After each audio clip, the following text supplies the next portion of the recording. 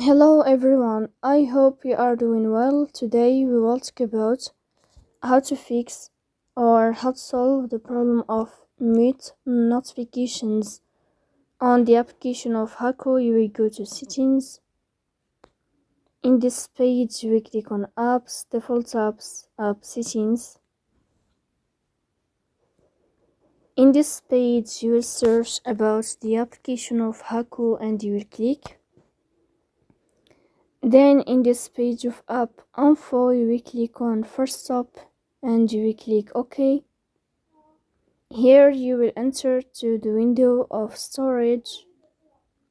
Then you will click on clear cache. In the end, you will turn off your phone and you will restart your phone again to fix that problem. So please don't forget to support us by like and subscribe. See you next